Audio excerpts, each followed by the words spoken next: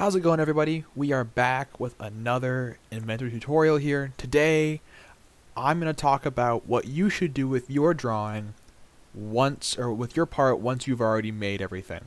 So I've got an assembly here, all the parts and the bits and stuff where it's got to go. Everything is good. Everything is good. Everything is good. So what do you do next? How can we take this and actually do something with it? How can we take this and create a blueprint that we can use to actually build our robots in preparation for our competition? I'm going to show you. It's actually quite a simple process. Instead of having to do sketches and a bunch of crazy things, it's going to be about 8 clicks. So let's jump on in. Now I have my SquareBot chassis open here. This is what I want to use. This is what I want to make a blueprint of. What I'm going to do is I'm going to make a new file, and it's going to be a different kind of file, one we have not yet worked with. It's going to be a drawing file. So I'll go File, New. Right, we've got our standard files, or our part files here. We've got our assembly files, which we've been using over and over again. We've got these drawings. We want a standard .idw. This is what it looks like here. You can see it almost looks like there's 2 parts on the screen. You can see like an orthographic projection there. That's what we want. Let's hit create. Gonna load, do its thing. It's gonna open up with a new drawing. This is a blank paper. This isn't 3D, right? This is all in 2D. This is just a blank piece of paper. We're trying to take our 3D SquareBot chassis and turn it into a 2D blueprint. So let's kind of navigate the space here. We've got places to put views, so we can place a view, project a view off that view, and a bunch of different stuff that we don't care about right now. We can annotate, where we'll make dimensions, put text in, create a parts list, and do balloons. And then we have sketch tools, view, all that good stuff as well. So let's start with place views here. On the left side, we've got our model browser. We can edit parts of our drawing here. We can, for instance, I could change by dropping down this ANSI, I could edit the field text here, right? So I could change who this was authored by. So I could change like the part number or the title, right? All that kind of stuff, and I can click this to edit the eye properties and whatnot. Okay. Typically I don't use that, but you can change it if you want. I can also edit my sheet. I can edit my drawing. All those kind of things here. So for instance, I can take this sheet, right click, edit sheet, and I can change the size of it. So D size is pretty big. You can see it's 22 inches by 34 inches here. Let me get a B size sheet. Okay, I like that a lot better. That's a B size sheet. This is 11 inches by 17 inches, and everything looks a bit more reasonable. So I can right click and hit edit the sheet. Let's get some ink on this sheet here. So I'm going to first start by placing a base view. A base view says here's what I want, and then a projected view can be pulling all the different pieces and parts off that. When in doubt, I hover over these toolbar icons here, and I can wait, and it will open up what it wants to do. And it gives me a description. So it says creates the first view in a drawing. So I can open that up. Let's hit base view. Because I already have this selected down here, I already have my SquareBot chassis open. It says, "Oh, hey, you want this one?" If not, you're gonna click this little file with a magnifying glass and open that up and all that stuff. So we can do that.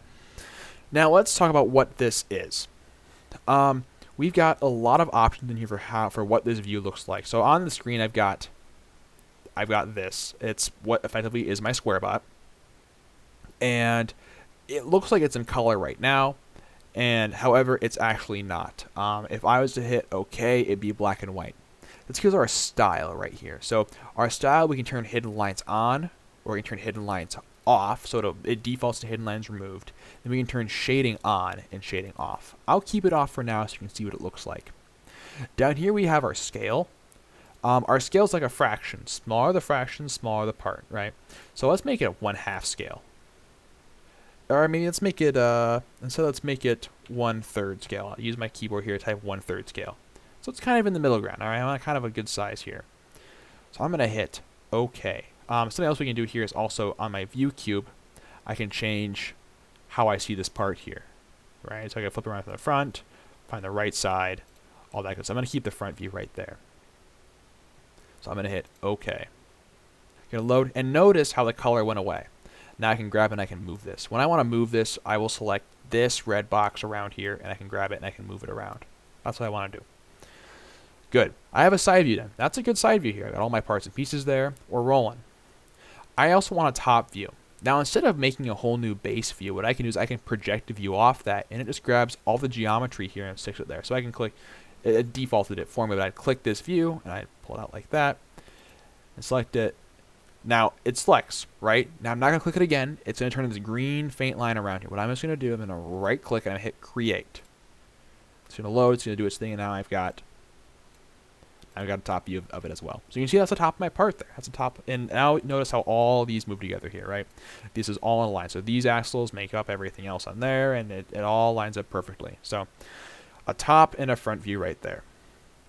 And I can project stuff off of that. Now let's get up in the top corner an isometric view here. Now an isometric view is a view kind of from the right angle, from the top angle there. And I want it to have color. So to tell everyone who's building that, hey, here's what it should look like in color. I'll make another base view. And then when I make that base view, I'm going to enable color, or enable shaded. And then I'm going to, on my view cube here, I'm going to either click that home icon, I'll click the home icon there, and then I get that view. You can move this around a little bit there. And then I'll keep the scale as 1/4 there, that's good. And I hit OK. Notice this will be color. So I will have a color. So, and that's going to be our isometric view up in the top corner there. So that tells me some parts where things are located on our bot and stuff like that. So, excellent. Now what I want to do is I've got my dimensions on here and all that stuff. I want to take some time and maybe dimension a couple things on here.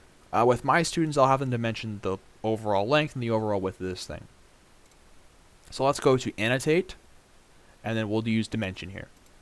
Now Dimension, what it does is when I click, I can make the dimension of things, right? So if let's say I want that line there, this line there, I know the dimension between those two lines is 12.60 inches, right? Pretty easy stuff. You can select points, you can select radiuses, you can select whatever you want, and it will select. So I want the overall width of this thing. So I'm going to find the widest point in my bot, which is the axles. So I'm going to zoom in here, find my axles, and then as I zoom in, notice how I'm not selecting these. These are actually curves right here, right? I don't want a curve. I want the flat front of this axle. So I'll select that flat front. I'll zoom all the way in, this flat front. And I'll do that with a dimension there, unless you have a dimension activated. That flat front. And then this flat front. I can pull it off to the side here, right? My bot is 16.71 inches wide.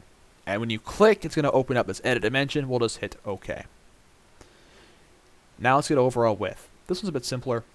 I know I have that piece, and then that piece are the farthest away points in my bot there. Good. And then I'll hit again. Okay, cool. So I know my bot is 12.5 inches long by 16.7 inches wide. That's not bad for a small bot, especially how we pack things in there like that. All right, so now what I really want to do with this is I really want to stick my name on this drawing, right? To do that, I'll go up here and click text. And then I can click where I want the text to start, right there. And it's going to bring up this box where I can type my text in here. So I'm going to say, let's call this SquareBot, right? Or we'll call it Practice SquareBot. There we go.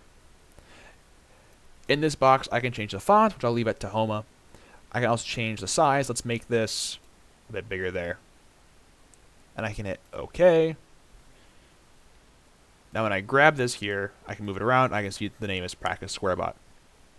And I can change a bunch of other stuff there. So that's kind of the basics to this. That's kind of getting a bot in, placing views, and then making dimensions off that. That's really sort of like just the base way we're going to do this. I'll talk later about how we can do bill of parts and more advanced stuff like that. But that's all you got to know for now. So we discussed how we open one of these, how we change the size if you want to, how we place a base view, project a view, put an isometric view with color, and then how we dimension. So that's what I got for you. If you have any questions, as always, let me know, and I'll help you out. Thanks.